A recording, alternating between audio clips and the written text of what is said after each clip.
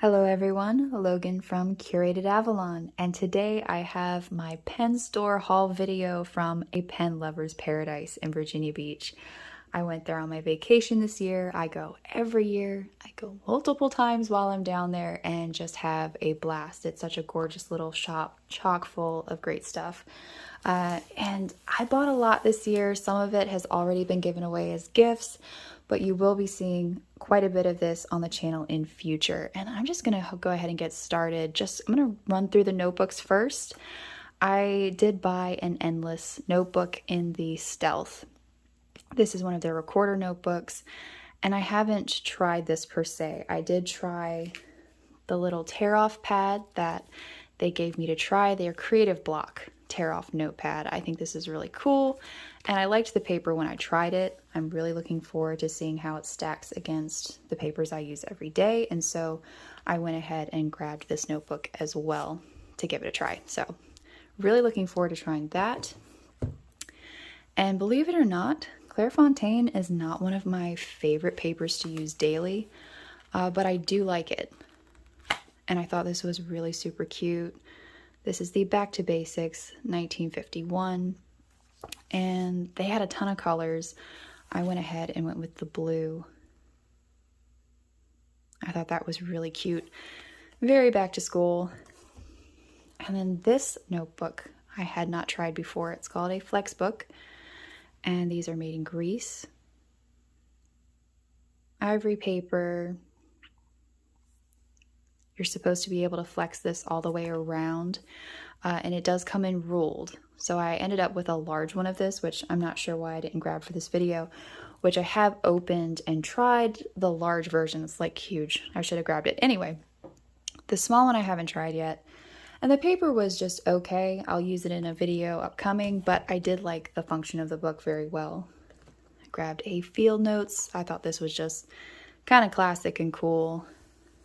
I liked the look of it. Not sure what I'm going to do with it yet. And I bought several of the Flexbook cactus cover notebooks. This one I kept. A couple of them were gifts. I haven't tried this specific one yet. But basically this cover is made out of cactus, and I find that to be rather hysterical. Like, what in the world? Like, we can literally make a leather feeling cover out of cactus. Just who knew? I did grab another Nebula notepad. I use these pretty much daily. This is the extra large size. One of my favorite notebooks to use. So that was the notepads and the notebooks. Of course, got the little tearaway. And moving on, before I completely move on, she did give me this little bookmark that went with one of the Flex notebooks. Getting to inks. I splurged on inks this year too. Instead of getting stuff that was super practical, I went with a few new brands I hadn't tried before. I went with a Faber-Castell in Cobalt Blue. And I love the bottle for this. And so far, I've really been enjoying the inks.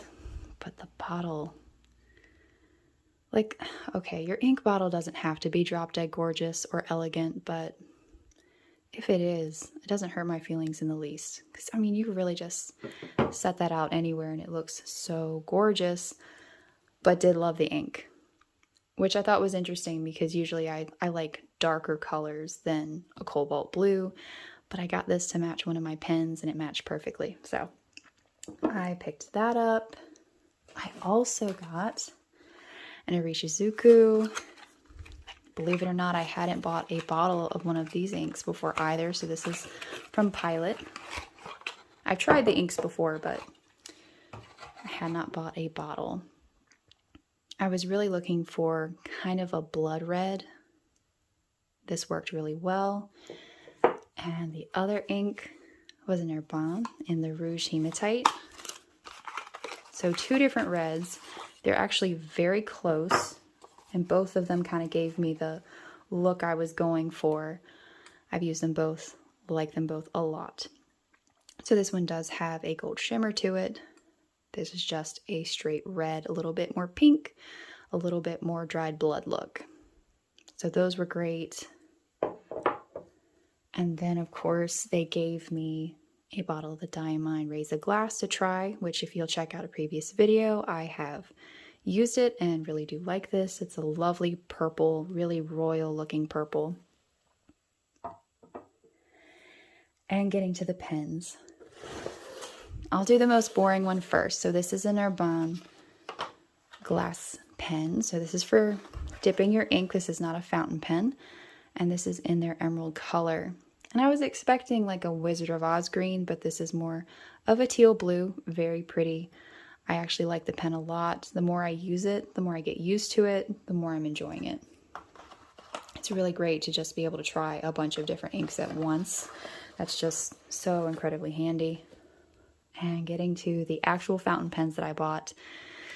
All right, so I bought these two, and I also bought a LAMY that isn't in this video because I've already misplaced it. It's just like one of the plastic red ones. It's a Safari. It's somewhere. I'm not sure where it is. But I bought that one specifically just to drop in a bag to be an extra fountain pen.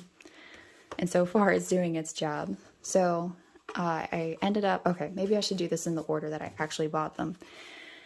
I have not tried the Leonardo pens before.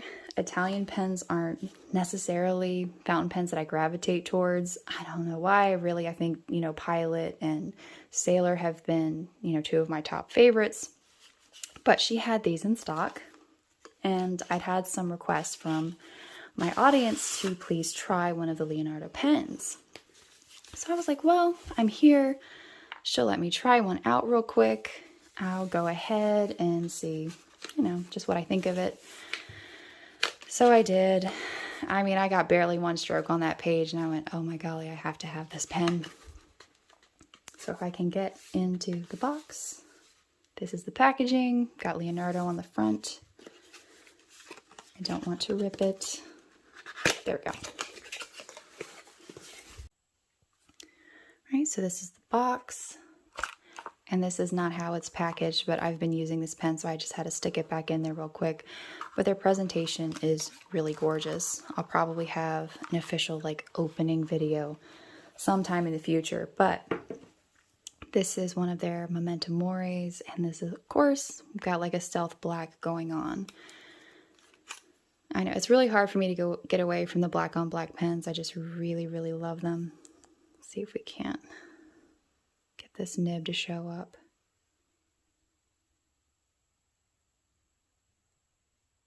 I like the pattern they have on it, and it's a great nib so far. You've got the little ink window. This is a piston-filled pen. I've enjoyed it, and we'll have a video on it in future. Right now, I have the Herbin Rouge Hematite in the pen. Really like this. And then I left the shop, came back another day, and she had just received a new shipment, and she had got more of the Fiore or the Fiori. Not really sure. I'm not up on my Italian. And then I bought another one because I tried a different nib size. So the first one, this was a fine nib, which I think is what initially made me buy it. Not only did it write so well, but it was a fine nib, and I don't really like fine nibs. I typically go for a medium.